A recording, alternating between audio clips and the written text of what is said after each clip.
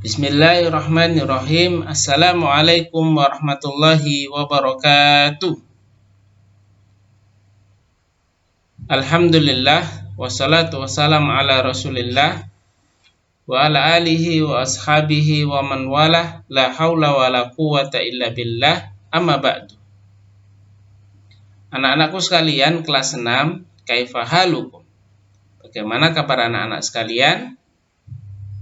Alhamdulillah, Ustadz bi khairin wa afiatin aidan. Alhamdulillah anak-anakku sekalian, pada kesempatan kali ini kita dipertemukan lagi oleh Allah Subhanahu wa taala untuk belajar, untuk memahami materi-materi yang insya Allah bermanfaat untuk kita. Mari pada kesempatan kali ini kita berdoa kepada Allah Subhanahu wa taala, meminta kepada Allah Subhanahu wa taala ilmu yang bermanfaat. Allahumma inna nas'aluka ilman nafi'an wa rizqan thayyiban wa amalan mutaqabbala. Ya Allah, aku minta kepadamu ilmu yang bermanfaat, rezeki yang baik, dan amalan yang kau terima. Demikian juga kita berdoa kepada Allah agar kita dihindarkan dari ilmu yang tidak bermanfaat, dari hati yang tidak khusyuk, dan dari jiwa yang tidak pernah puas. Allahumma inna na'udzubika min ilmin la yanfa, wa min qalbin la yakhsha, wa min nafsin la tasba, wa min da'watin la yustajabu laha. Anak-anakku sekalian yang Ustaz cintai karena Allah Subhanahu wa taala, materi kita pada kesempatan kali ini adalah melanjutkan rangkaian pelajaran dari materi kita, yaitu materi fikih. Di pertemuan sebelumnya, anak-anak, kita telah membahas tentang syarat dan rukun jual beli. Syarat dan rukun jual beli. Sedikit kita ulang materi yang kita pelajari di pertemuan sebelumnya. Yang mana rukun dan syarat jual beli adalah merupakan syarat terjadinya atau jual beli itu sendiri. Jual beli tidak akan bisa terlaksana atau tidak akan sah jika syarat dan rukun jual beli tidak terpenuhi dalam kegiatan jual beli.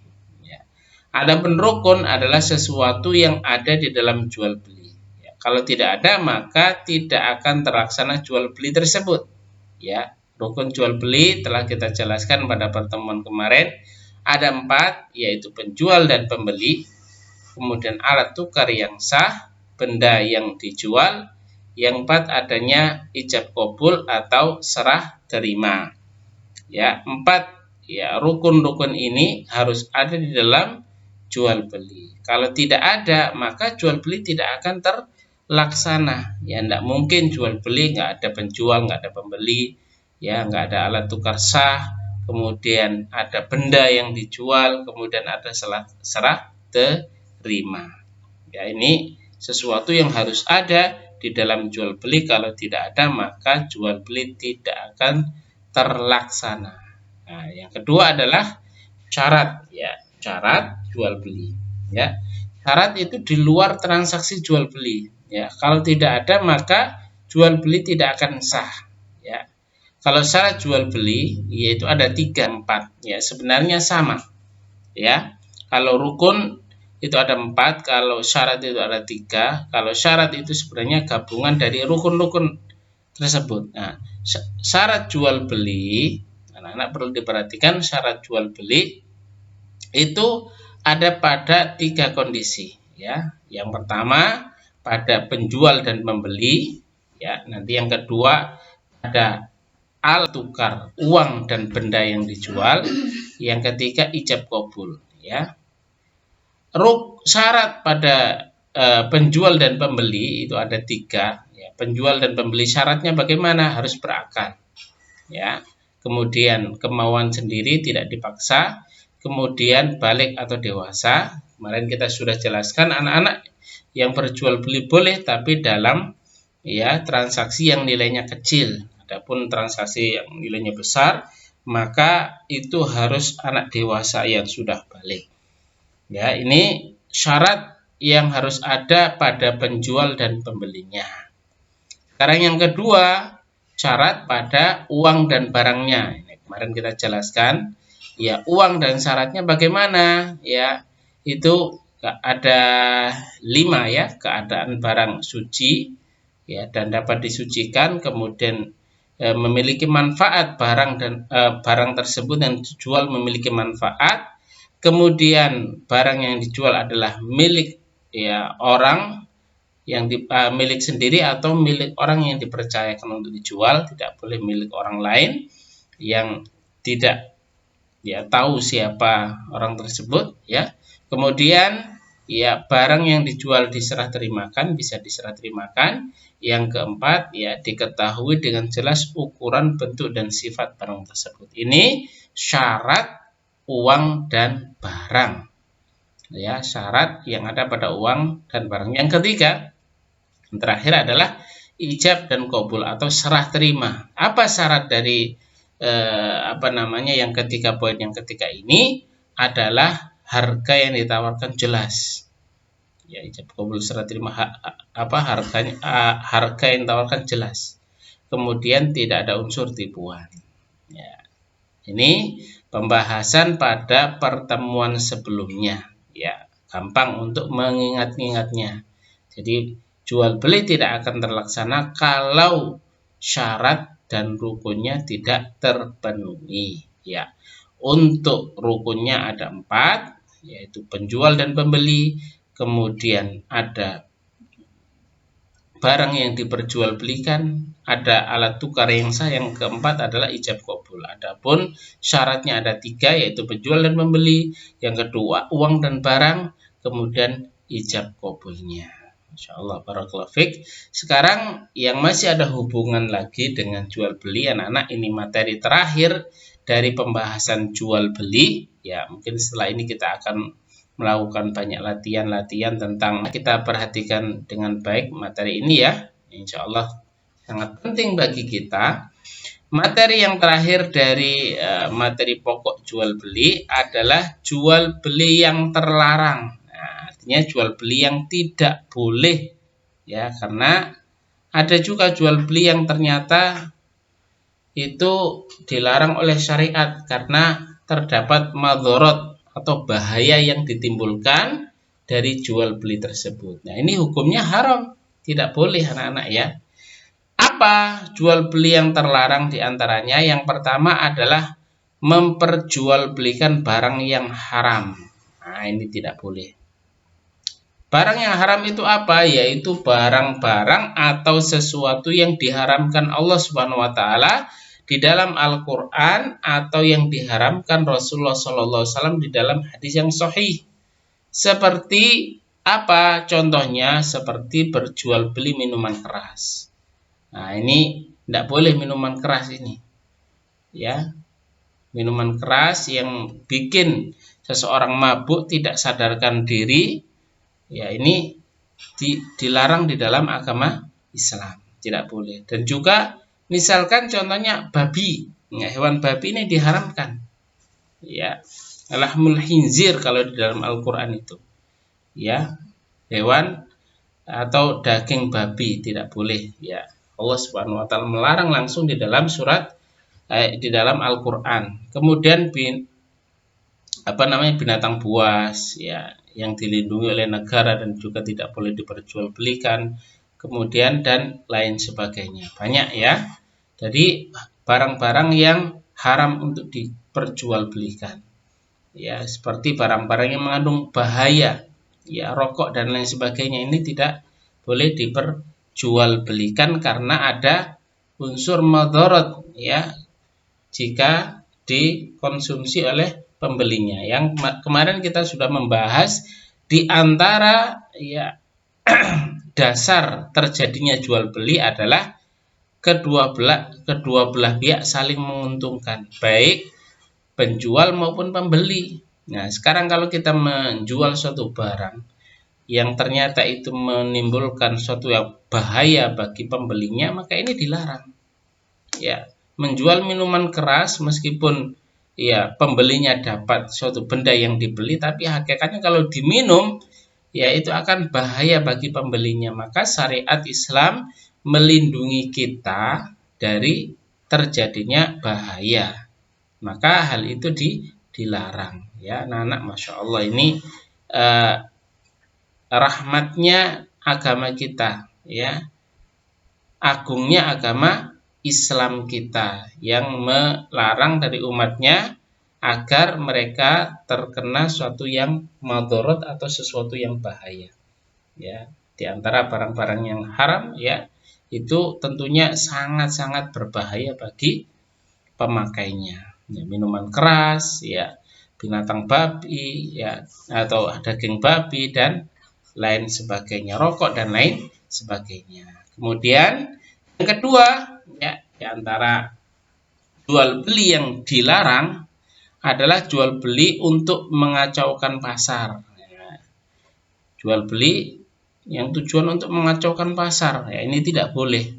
Yaitu kebutuhan yang menjadi pokok ya manusia ya, ternyata dibeli semuanya ya, gudang, tapi disimpan barang tersebut agar manusia tidak mendapatkan barang tersebut. Tatkala barang itu langka, maka tersebut ini tidak boleh ya, padahal masyarakat membutuhkan ya, masyarakat membutuhkan, dia hanya menginginkan keuntungan dirinya sendiri ya, padahal masyarakat banyak yang membutuhkan ya, barang yang ada di pasar sehingga kacau, mahal ya. Ya, misalkan barang cabai gitu ya, dibeli semuanya masyarakat, tidak ada barang tersebut, mereka mencari sehingga ada yang jual sedikit pun dengan harga yang sangat mahal pun dibeli ya. Ini artinya penimbunan yang tidak boleh ya, tujuannya untuk mengacaukan ya harga pasar. Nah, ini juga memadorotkan ya, memadorotkan banyak orang.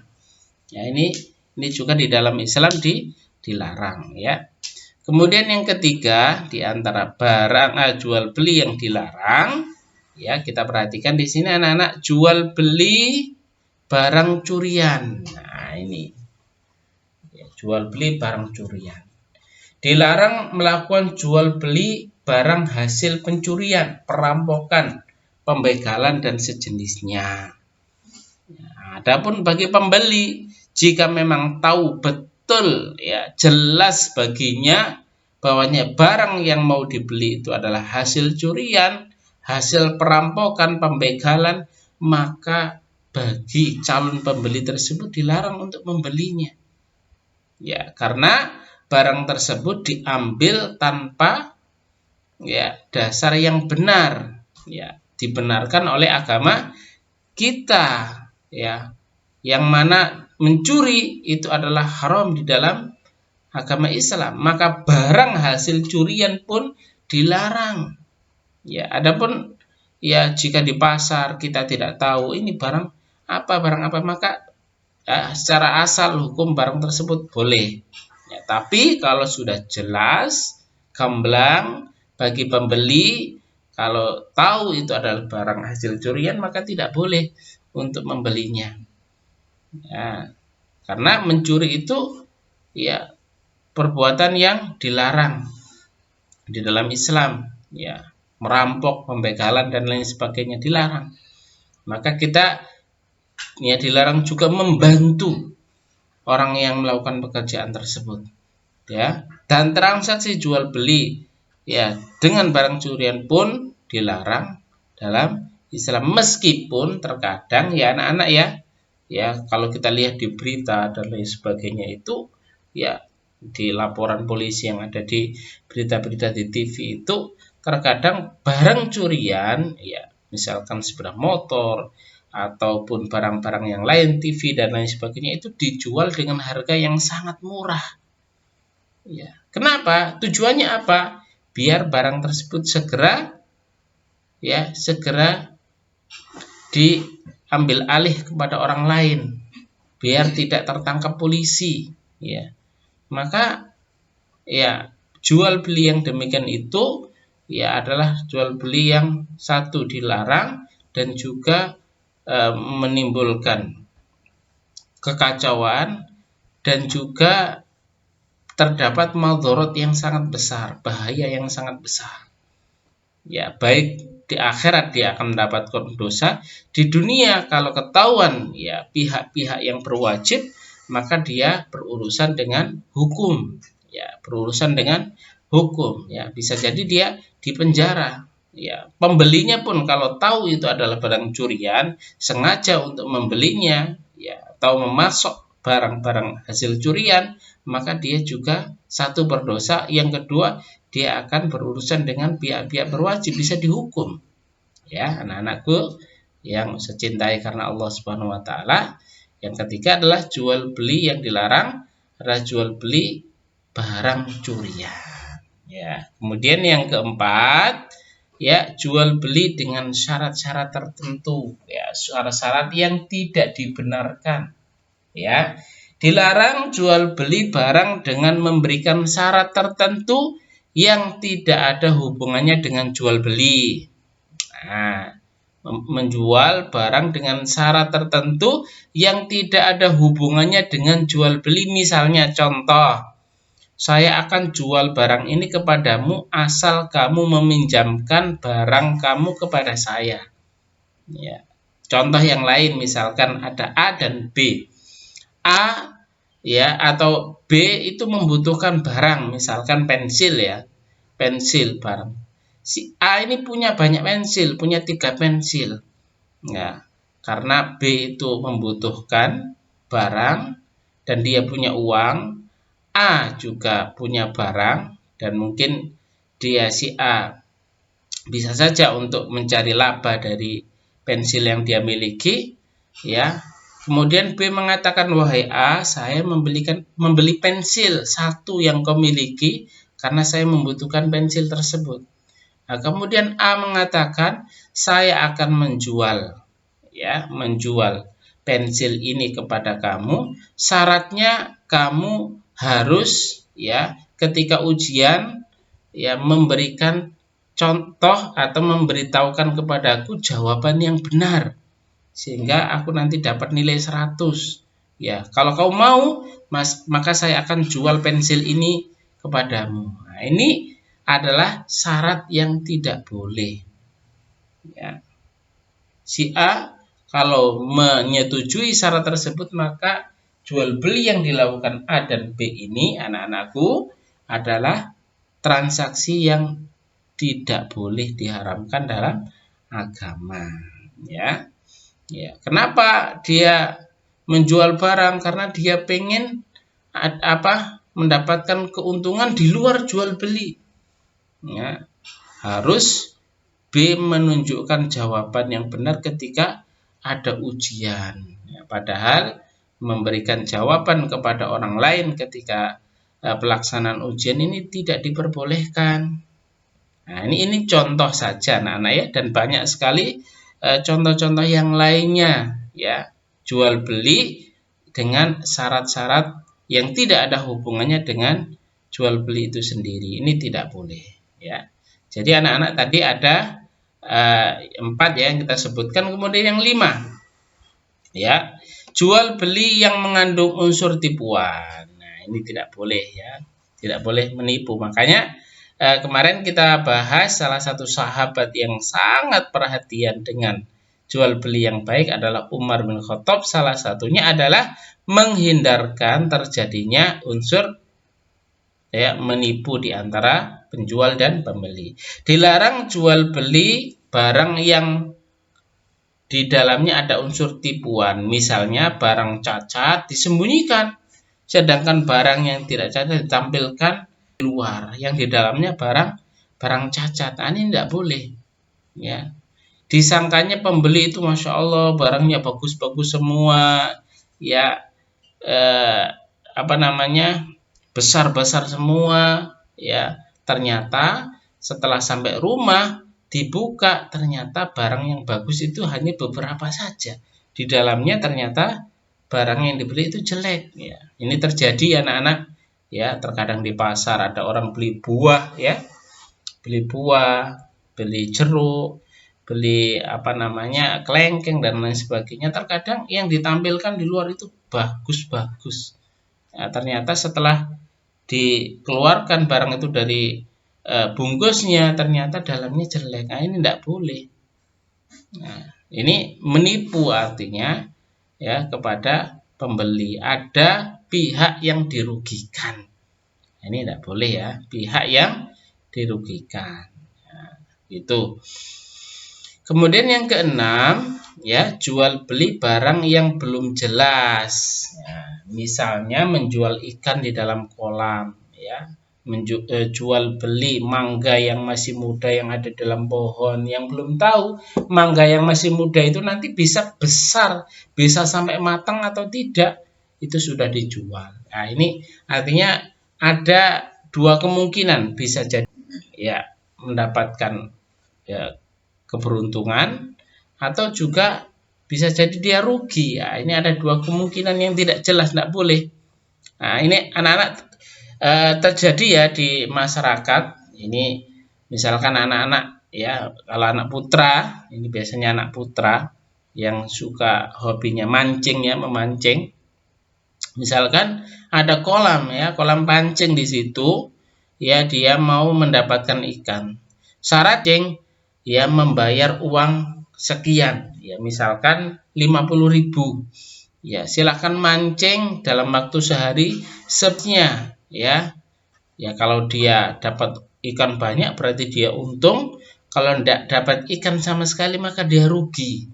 Nah, contoh praktek seperti itu maka dilarang anak-anak. Ya, terkadang ya orang-orang yang punya kolam pancing itu curang. Ya, sebelum dibuka wahana pancing tersebut dengan bayar uang ya yang telah ditentukan, itu ikannya dikasih makan dulu yang buahnya. Ya, sampai ikannya kenyang. Ya, ketika orang mancing di situ, maka ikannya pun ya enggan untuk makan umpan. Nah, ini tentunya yang diuntungkan hanya pihak yang menyewakan tempat pancing tersebut. Orang yang membayar uang sewa tersebut ya dirugikan. Nah, ini tidak boleh. Nah, yang boleh itu bagaimana? Praktek pemancingan itu ya silakan mancing, kemudian nanti hasilnya ditimbang. Berapapun yang dapat, maka itu yang dibayar. Ini tidak apa-apa. Nah, adapun yang tidak jelas, ini yang tidak diperbolehkan, tidak jelas. Ya, anak-anak ya. Kemudian yang ketujuh ya. Yang ketujuh ini yang terakhir ya. Jual beli yang diharamkan yang terakhir, jual beli barang yang ditimbun. Ya, ini mirip dengan yang tadi untuk mengacaukan pasar ya. Poin yang kedua mirip, dilarang jual beli barang untuk ditimbun sehingga barang menjadi langka. Ini mirip penjelasannya seperti yang kedua. Baik, kita ulangi lagi jual beli yang dilarang tadi ya. Yang poin pertama, menjual belikan barang yang haram. Jelas. Yang kedua, jual beli barang untuk mengacaukan pasar. Yang ketiga, jual beli barang curian. 4, jual beli dengan syarat tertentu. 5, jual beli yang mengandung unsur tipuan. 6, jual beli yang belum jelas. Yang ketujuh, jual beli barang untuk ditimbun. Ya, anak-anak, Ustadz kasih tugas silahkan membuat ringkasan dari materi ini. Ya, ini sebenarnya sudah Ustadz buat ringkasan, tapi anak-anak membuat ringkasan lagi, menuliskan lagi hal-hal yang penting. Dan ini adalah materi terakhir dari materi pokok kita, yaitu materi jual beli. Setelah ini nanti kita akan banyak latihan-latihan tentang materi ini. Semoga ini jadi ilmu yang bermanfaat bagi kita semuanya. Kita akhiri dengan doa kafaratul majelis. Subhanaka Allahumma wa bihamdika asyhadu an la ilaha illa anta astaghfiruka wa atubu ilaik. Assalamualaikum warahmatullahi wabarakatuh.